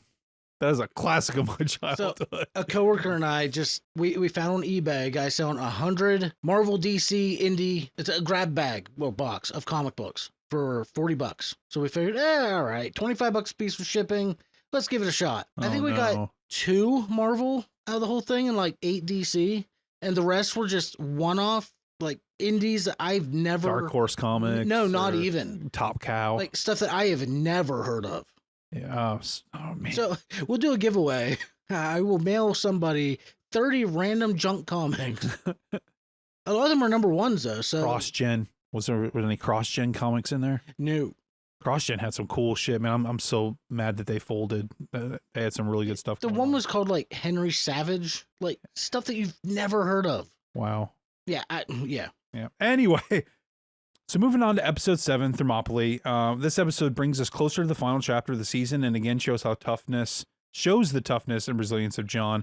There's a scene where some dudes are supposed to arrest him, like there's a good bit of them, and this lady's screaming at him, and it might have been the chick from the empty station. It was. Yeah, and she's like, you better do your job. And they're like, no, we're not going to die today. Like, he's not listening. Shoot him. Put him down. Yeah, and they're like, no, thank you. We're not going to do that. He takes control of her destiny along with Var, and he goes along with the ride, and it seemed pretty cool. But what she does to Cortana was a real bitch move. Drops her on the floor and stomps her. Yeah, just take your brand new iPhone right now with all its AI and just put it on the ground and just stomp on it, people. No, don't do that. Kai returns to her good old self for a second. She does. She kind of gets her head clear. A lot of battling going on, but she kind of gets her head clear a little bit, and she starts acting like herself. Ackerson learns some more truth and makes the character a little bit more problematic for me to like or dislike. Is he a real bad guy or just kind of a bad guy? And to kind of throw some misconceptions out the window about him just being a straight up seedy, evil, manipulative, baddie dude. I had to like really think to myself, is he just misunderstood? Is it the accent that we don't like? Maybe, I mean, he was obviously, Parandowski like pulled the wool over his eyes, but how could this masterful, smart guy not understand what was already going on? Like, how did he get fooled? I don't know. But it made, like, I wanted to hate this guy, and all of a sudden I'm like, maybe I don't hate him as much as I thought I did. I still don't like him. Like, we're not going to be, fist bumping anytime soon. Do you want to explain how he was fooled? I don't know exactly how he was fooled. I just know what he was. The whole Spike thing. Like, yeah, well, he's training the Spartan 3s to try and board a ship, right? Board a Covenant ship, insert what they call the Spike, which is like a futuristic USB drive. Basically, they're pulling, they're pulling, what's the Will Smith movie, ID4? They're just going to put a virus or something to like shut down their systems because they obviously understand the technology of the Covenant ships. Yeah, apparently. Yeah. That part is the one that bugged me the most. Instead, it'll actually cause like the reactor to go critical and cause like the ultimate nuclear explosion that'll take out like the whole star system. Like this says like 1 million square light years or something like that. Like So the solar system's gonna go poof. So it'll destroy all the Covenant, all of the humans, as But it's well gonna as kill our Halo. people. And she's like, they understood the risks. No, they don't understand the risks. Actually, they don't. That's a lie. Yeah. When we find this out, this is one of the things like I hated, and I mean hated her. Paranosky. Like you find out that she's the ultimate Karen. She's a galactic Karen.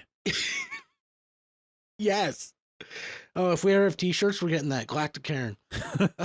Like she didn't care. She'll sending wave after wave of people to die. Send the next wave because they're not her. She doesn't care. Yeah, she's like, yeah. I was mad. There's some underground stuff that happened. It was kind of okay, but kind of irritating. Can you explain why you might have thought that the underground shit was a little bit irritating with Quan? Okay, so so here's the thing. They got this big wall door, with a big wall door, circle and little pegs in it, and it's like, well, if you move the peg this way and down here and over here, and then do this and like smack it 3 times or something, like this. One of us always tell the truth and one of us always lies. Yeah, like this happens, and they make it clear they've spent years working on this, and they've only ever been able to open the one little light. And then Miranda Keyes is like, well, I did this. Oh, I can open 2 lights now. Yeah, because she's like, I was smarter than you, Mom. It's like I learned how to turn on the porch lights. And Quan's just like diddling around, looking around, dusting some things off. Now, all of a sudden, she gets another shaman vision of, hey, here's what you need to do. The monster's almost here. And they go through, like, literally, she starts moving stuff around. Do you think finally the shaman, like, off screen was like, to the left, to the right, down, over, hotter, you're getting hotter, you know?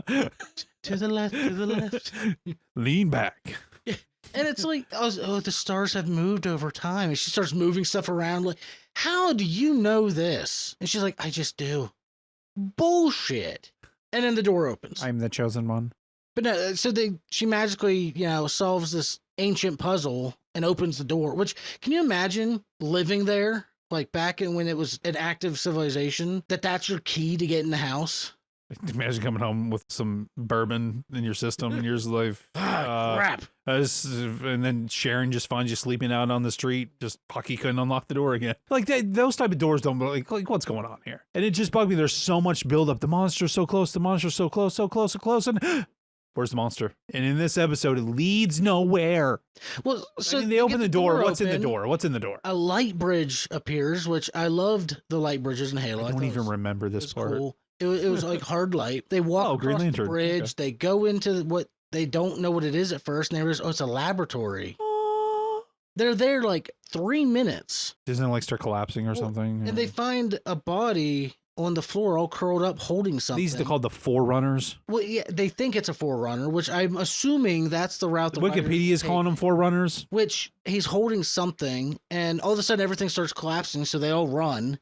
And out on the bridge, because she's a freaking genius, Halsey stands on the bridge that's slowly disappearing, staring out over it's a city, because there's like thousands of these towers out across the landscape, like underground in this cave. How big is this planet? I don't know. Yeah. But she's like, there's so much knowledge here. And they're like, yeah, that's great. Come on. Because like you're about to fall. And then, of course, she snaps back into it because Miranda called her Mommy instead of Dr. Halsey.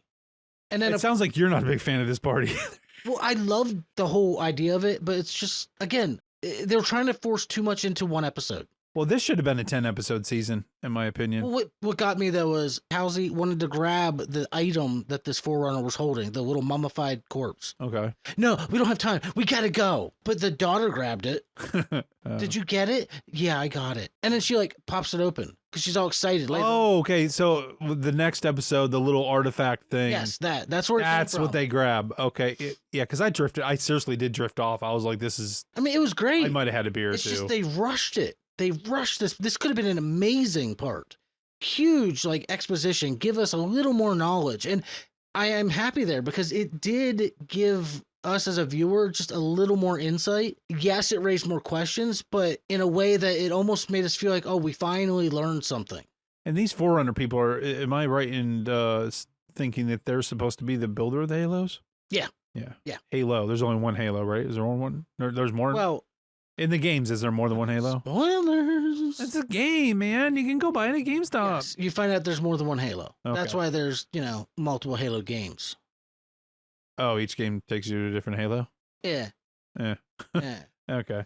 We get to see just how low Paradoski will go, which we already covered that part. And it's pretty fucked up. He'll do anything to win the war. I do feel like the Soren storyline kind of spun its wheels a little bit on this episode again. Just it's like you got a little bit of them. You started getting a sense, and they're like, oh, no, we're just going to retread. We're just going to retread, say the same stuff. Yep. But I still think overall, 8 out of 10, I think this was a good amp up to the finale.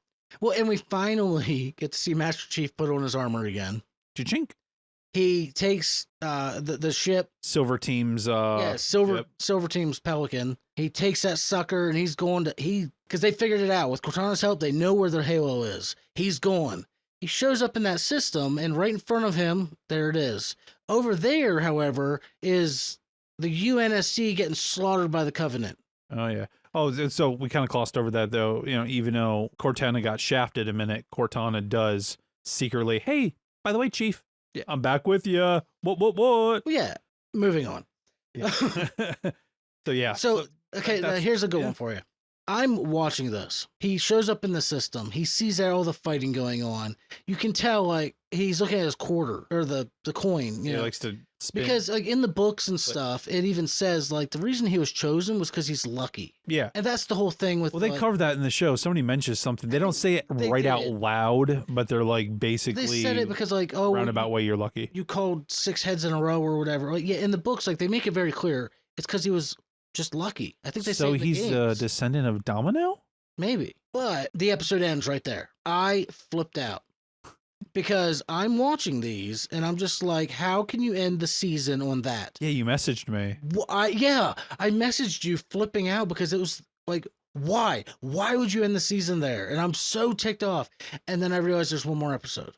I was like, what do you mean? Why would you end it there? Why is he so angry? Like, I don't understand. The actual ending was phenomenal. Yeah. I got some notes. Well, if you end at episode 7, it's garbage. I was so mad. I think fans might have rioted. Yeah. So moving into episode 8. Halo is the name of the final episode. A lot happens in this episode. The monster's here. The monster's finally here. Finally, we get a little bit of pay dirt. Now, I wonder if that's the monster they were talking about. Oh, God, I fucking hope so, because if there's more riddles, oh, my Lord. It doesn't take long for the episode to kick off its craziness, and it seems as if no one is going to be safe. Once this thing kicks off, this monster starts doing its thing. I'm like, shit, like anybody. I think it was a very unique take on this type of creature deal thing. So, do you play the games at all? I know what this is from the game. Did you ever finish the first game? No, I didn't play that. I played a handful of times with a friend. So that's all I ever did. If you're listening to this and you've seen this episode and you know anything about Halo, you know for a fact it's the Flood. Cool. So in the first Halo game, you first encounter them on Halo when you finally get to the ring. You go into one of these underground bunkers, kind of like what they found in this episode, like a big, door, and you're going down, but it's empty. Like when you approach the door in the game, you see Covenant running out, like screaming. And then you go down in it and it's just empty. And you find like hallways that are covered in blood with dead Covenant bodies. You find like what looked like a war zone with dead Covenant everywhere. But you didn't do any of this. And like you're making your way through the game. And I think there's a human body here and there. And finally you open the one door and there's a guy sitting there shooting at you with his pistol, screaming, freaking out. And I think the first reaction of everybody is shoot him. Seriously, I think they just kill him. But if you don't, he goes into this little dialogue while shooting at you, keep in mind, about like, you're not going to take me, you're not going to turn me into one of those, and, just going on and on and on. And as you progress, like there's like stuff dripping from the ceilings, and like it turns into like a horror game. All of a sudden the door opens and these little like crawly crab brain looking things just rush out by like the hundreds, and like they're jumping at you, and then slowly like the monsters get bigger. It's, if you didn't expect it, it's terrifying. Like it gets your heart pumping really fast. And that's what this is going on, because these seem like just like zombies from the last of So us. this is the Flood, because the Flood, they infect people and create more of themselves. Apparently, this is their take on it. So I'm wondering if they're going to run into any of the flood in the Halo installation. Okay. Maybe. But yeah, so that artifact that Miranda Keyes grabbed when, no one else could apparently. They opened it. She's doing research. There's some biological substance in it that seems to be coming alive again. And this got me. Like, holy crap. Well, yeah, I mean, they She play a walks- lot with claustrophobia in this episode and body dysmorphia in this episode. So she walks into the room, and there's another, like, biologist or tech or something in there. Super giddy about this discovery. She's like, did you touch it? No. And she, no, of course not. And then she leaves. And of course we know she touched Yeah, it. bitch does it. Come How on. did you get where you are to be in that type of facility if you make stupid decisions like that? I don't know. Did you at least wear gloves? Well, listen, humanity's running out of people.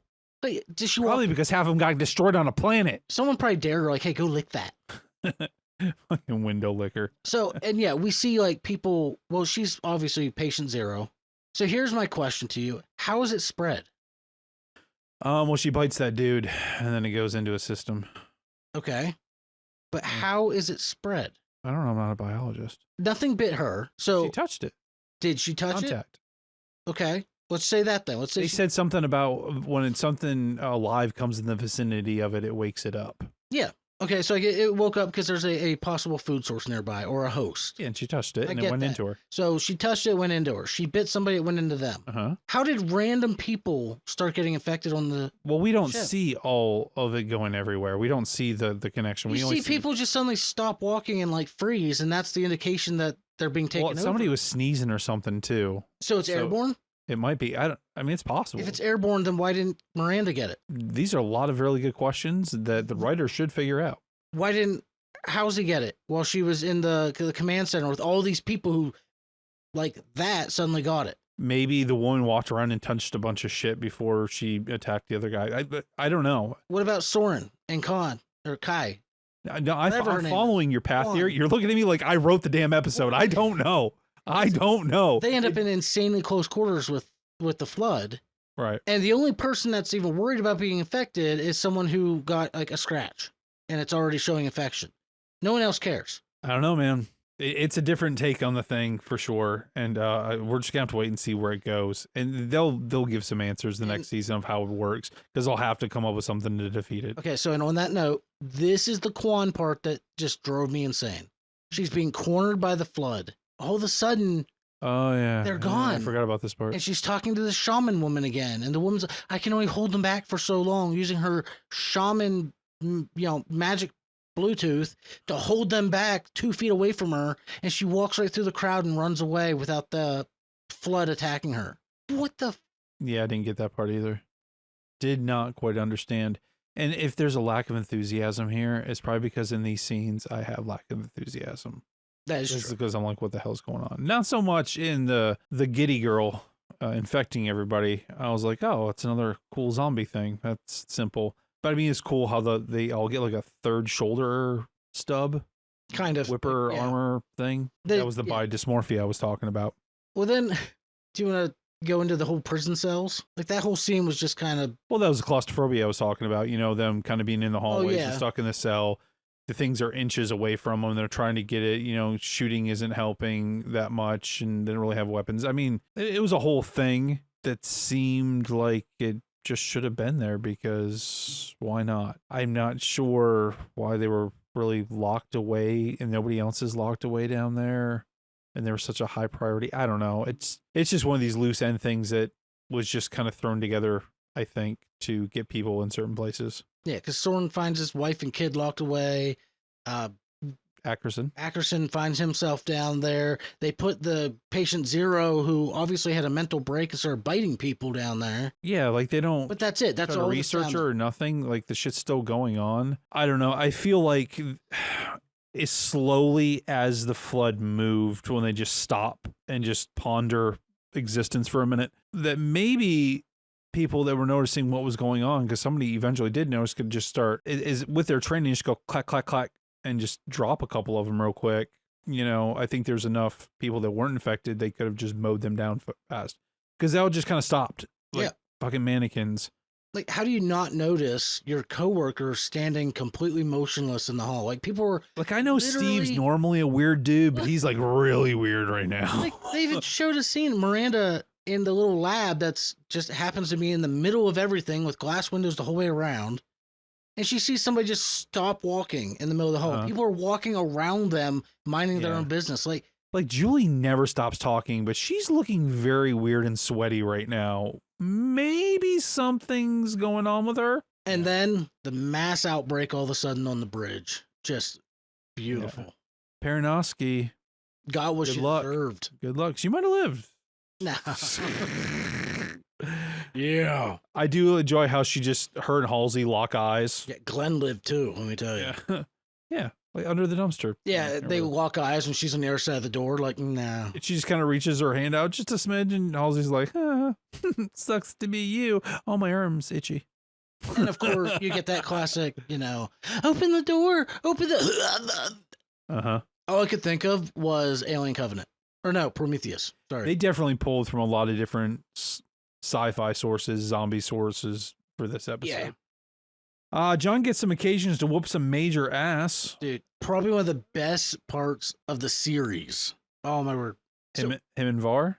No. Or him on the No, ship? so we find It's out. on the ship because I thought that was the previous episode. Yeah. Yeah, we find out what his decision was at the end Yeah, of because season. Baranowski's like, because he kind of like mutes her, muted sometimes, and he's like, I'll listen to you when I want. Well, you can just tell he's over it. Yeah, he's like, I'm He- just he tired of this does shit. not Like- care what she Like, I'm said. probably not even like, I'm getting court-martialed if any of us ever live, but I don't give a shit.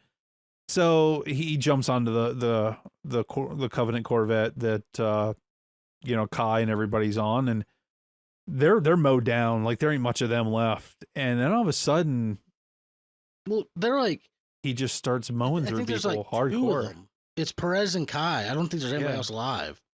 I thought there was two other ones. They're like cornered and they are screwed. And they're like, oh, what is that? We hear something, and then you just see like some lighting. Somebody turns on the fog Yeah. machine. And and The best quote in the whole show. That's Master Chief. yeah, And then we cut to him just save the day. rocking them with. He grabs a freaking sword finally. I love how he drops down to the knee and always does that swirl move, and he just comes up with like the uppercut, and he does all the other twirly things, and he's spinning around, just this like badass, ninja type stuff. Like a deadly ballerina. Yes, soon to be in John Wick 17. So, do you ever stop and wonder, like, is that Schreiber in the suit? Like, I know it's CGI with the aliens, and But is he like- mocapping it? well, just like Iron Man. He's not actually wearing this big bulky suit. But yeah, is Schreiber the one doing the motion capture, or is it just a stunt man? Because if it's actually him, I think he would make the perfect Sabretooth because we know he's he got in great shape for this, so why wouldn't he do some things? Maybe some flippy. I don't know. will say- Maybe. all the I'm gonna research Spartans, it. the Spartans that we see, they are in phenomenal shape. Oh, for sure. Like, I would not arm wrestle Kai. No, I wouldn't arm wrestle Riz either. Really. Well, I think Riz will just shoot you under the table. Yeah, probably. Yeah. And speaking of other Spartans, Kai, there's a heart sinking thing there.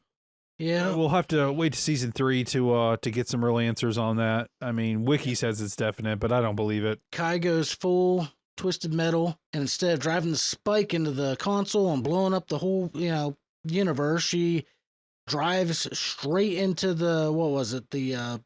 It's like their main ship that is Yeah. like destroying all the other ones. It's like their it's not Death Star, but it's you their- almost said Death Star. Yeah, I almost said Death Star, but no, they Star Wars has that one ship that almost has like a beak at the end of it. It's like this big black Imperial ship. I don't know. It's Yeah. but anyway, this is the one that shoots like the big giant laser that just cuts the human ships in half. Yeah. So the last we see Kai, she just crashed it. I mean, they both blow up. And without that big main ship, apparently that turned the tides and the humans start winning. Well, yeah, because that was because the Covenant only had one ship to do that. Yeah. And last we see Kai, she's just floating through space. So is she or is she not gone? We gotta wait till season 3 to find out. Because somehow she didn't get blown to pieces when both ships exploded. Well, listen, she is wearing some really tough armor. She didn't have her helmet on. I don't know what to tell you other to wait till season 3. I don't know, man. And then we cut down to Halo. we're down to Halo. Now, at the beginning of this episode, John's talking to somebody. And that part kind of bugged me. He's just talking to somebody. I don't know who the hell it is. I don't like it when episodes show me the end before I get to see the beginning. Yes. Yeah. And they didn't really show me an end, but I'm like, well, if he's just straight up talking to somebody, they obviously did it like lives. a debriefing scene. Yeah. So, yeah, he gets down there. He's like, well, I guess you need to go over here because that's where McKee and her dude is. I'm going to go talk to them a minute. Hey, fellas. But I do love that we have Cortana back in the picture because remember, he like punches the console in the One Covenant ship and magically reabsorbs Cortana. That's how magic works, So they're by punching things. When they're on the ring or on Halo, she's like, you want to go over there. And he's like, how do you do that?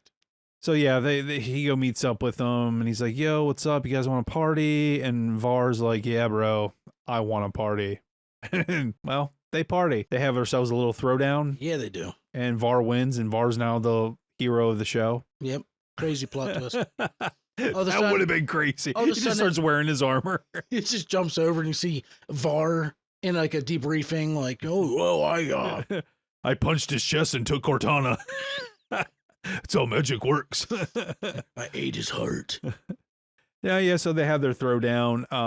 McKee decides she's going to run off into, I guess I'm being told by the internet, it's a Forerunner structure. Yeah, she opens the construct or the structure, and she goes running down into it. And of course, why wait for backup that's coming through the clouds right now? He's going to run in after her. Yeah, he's a one-man show. He's a one-man show for sure.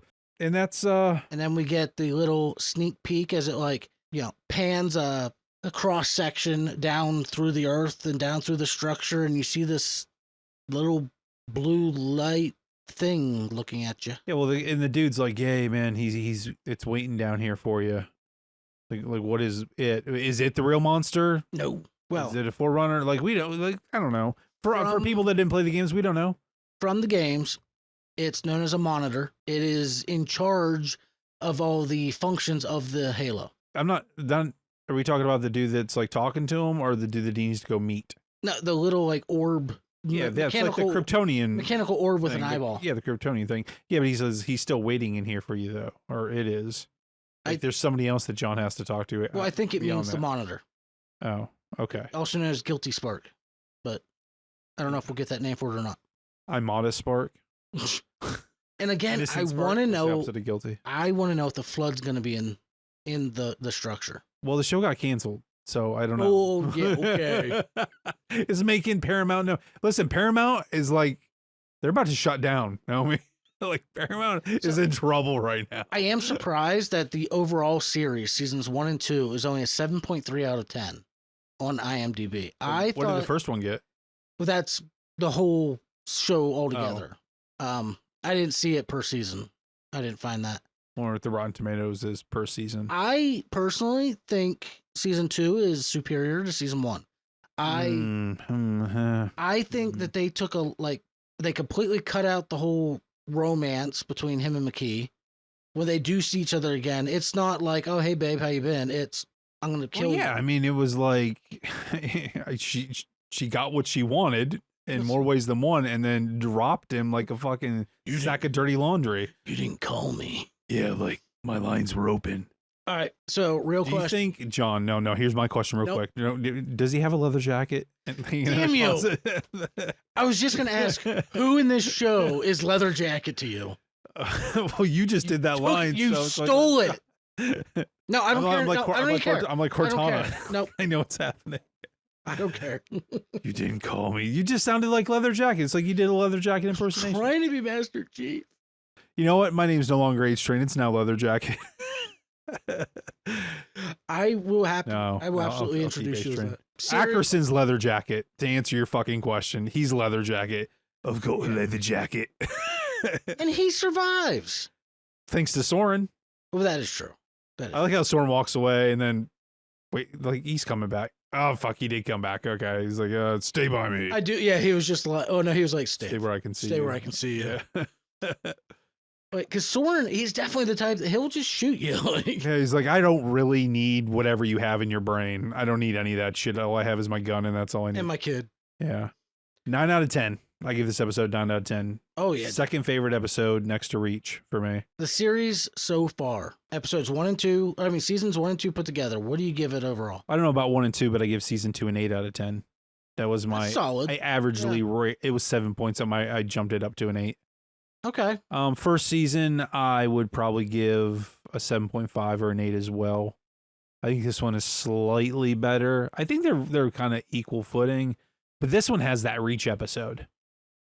And that one just, if it didn't have a Reach, if it was just another basic episode, I don't know. I could go back and just watch that episode and be happy. Yeah, watch it's it again. fantastic. The blind dude just shooting, dude.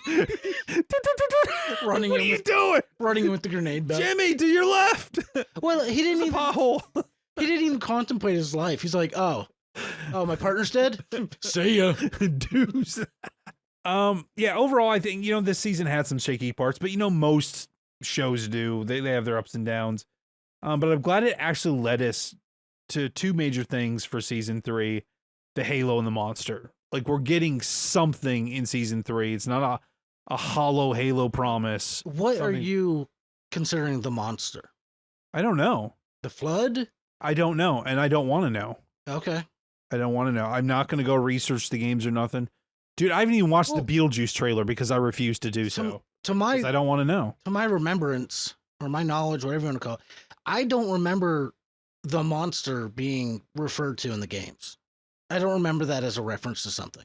The Covenant referred to Master Chief as the demon. Right. I remember that. And and they've said it in the show. I mean, there's the Flood, but I don't remember anything being called the monster. So this is definitely new for me. Well, what were the little creepy crawly dudes? You told me before. What were they? They came out of the one episode. They all pour out of the thing and take over everybody in the ship. McKee was there for a second. It was like season 1. Little worm-looking Slithers. What was the Slithers? No, they joined together into one like creature. Okay. I can't remember what it's called right now though. Yeah, John had told us what it was, but so theories on season 3. My one theory is that Kai survives. I'm pretty sure she's coming back. And I think at some point Ackerson is going to somehow sacrifice himself looking for redemption in season 3. I don't think he's making it to a season 4. I think he's going to do some bullshit heroic act to make us go, oh, he wasn't that bad. Those are my 2 predictions for season 3. Okay.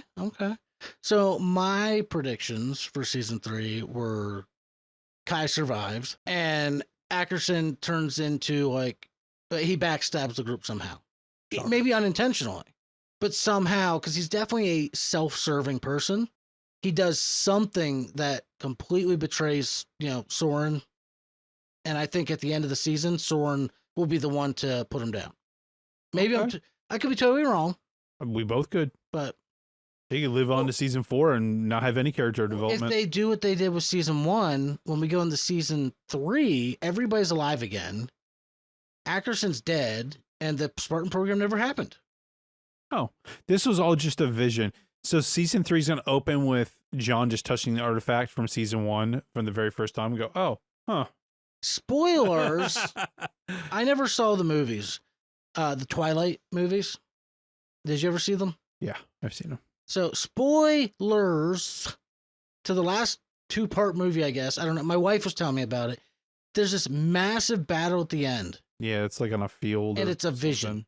The whole thing is just a vision.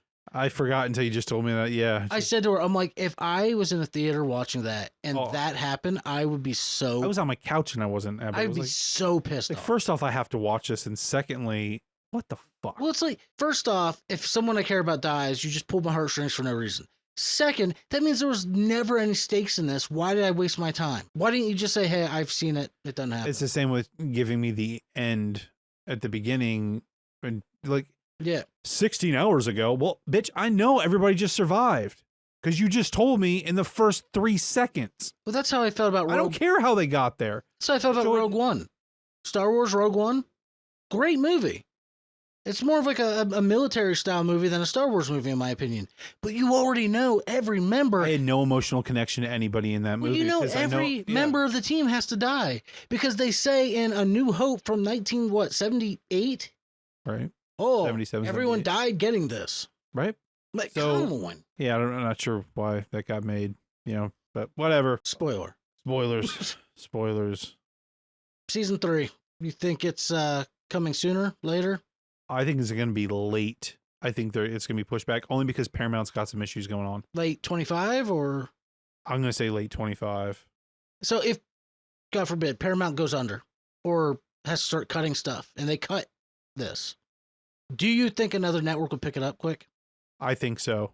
I think Amazon or somebody will try to I was snag going to say, it. who would you want to see Well, pick it I up? read some sort of line or something today that said Paramount, like whoever's above them that's trying to be some controlling thing or whatever. Probably Disney. What was it? But they're saying that there's a lot of that they want to sell the Paramount stuff at junk prices or some shit. I don't know. I'm not into the know-how of studio money things, but I mean, I'm scared because of Star Trek. You know, that's all Paramount. Well, I just saw there's a new Star Trek in the pipeline. Well, they have Section 31 movie is just started filming. So it tells me, though, if Star Trek Section 31, a movie that's happening that we don't really need. Yeah, I'm saying it. I don't care to all the Star Trek fans out there. We don't really need this movie. I really don't. If I want Section 31, I'll go watch Deep Space Nine. So if they're going to save that, I think they'll save Halo. I don't think it'll like have to be shipped off to somewhere. I think if Paramount's bought by somebody, it'll just be like a Cinemax, HBO type thing. They'll still keep their stuff. They're not gonna be like, oh, does anybody want this cash cow that's here? The one thing that is making us money. Yeah. Well, I mean, I just saw Disney Plus is dropping Star Wars Andor and what is it, Boring. Bad Batch. Yeah, well, Andor's boring. I never watched Still it. boring. Like they're dropping 2 of their Star Wars I properties. got 2 episodes deep and I was done. So I personally, I would give season 1 probably like a 7 out of 10. And season 2, like I said, I thought it was better. I'd probably give like an 8.5. So overall, I would give the whole show probably an 8 out of 10. I mean, I agree with feel that. that's fair, and I feel it leaves room for improvement. Hey, listen, overall the show's amazing, and I glossed over it. You know, Lara dying. What? There's a big spoiler for you. Well, most of the people turned me off by now anyway. I thought that really sucked. I finally got a character I gave a shit about. She's gone. Listen, everybody, I'm going to give you my spiel just real quick. Thanks for listening. I love it. And Josh is going to lead us out with all his fancy wordage. All right, well, that's going to be a wrap on this episode. So we hope you found it entertaining, engaging, fun, all of the descriptive words that we really hope that you found it. All And the ones I told you to learn when you had to write your lists of adjectives and describable things back in English class. And if you did, please don't forget to like, share, and subscribe to the Tree of Geek wherever you listen to your podcasts, be it iHeartRadio, Spotify, iTunes, YouTube, which seems to be the popular one lately. Our actual website. Or, yeah, you can use our actual website, treeofgeek.com, that I don't think anybody has ever gone to. Your support means a lot to us, and it encourages us to keep bringing new and fun content to the table each week. We want to hear from you. Stay connected with us off the air, too. Follow us on YouTube, Facebook, Instagram, and Twitter, or X, for updates, input requests, and to voice your own opinion. What do you want us to cover? Is there a specific topic? Let us know. Please.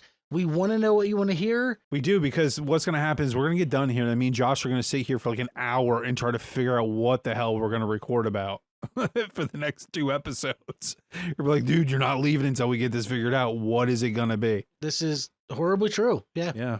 And remember, if you love what you're hearing and you're feeling extra generous and you want to support us just a little bit further, consider becoming a subscriber on our Patreon for only $5 a month. Our patrons get early access to upcoming content, polls on voting what's coming up. Maybe We did the Crossing Swords. We would love to have had input on who you thought was going to win before we ran the episode. And you get a shout out every episode, as well as a lot more that's in the pipelines coming down. possibly some outtakes, some things that don't make it to air. They're like, God knows we have like enough of them. oh man, you get an hour of footage you cut out. So. Yeah. So big shout out to John for joining our free Patreon. We appreciate the support. Thank you, Mr. John. And a big shout out and a thank you to Unconfined You for becoming our first paid monthly subscriber at This only dude's awesome. Thank $5 you. a month. I think it's a dude. Whoever it is, thank you. They support us and they want to see us prosper. So unless Oh, live you long and prosper. Hell yeah. And remember, every like, follow, and subscription helps us grow and improve. So we are incredibly grateful for your support. Until next time, this is Josh from the Tree of Geek saying, take care, everybody. This is the H Train. Keep on rolling. A jugger, a jugger.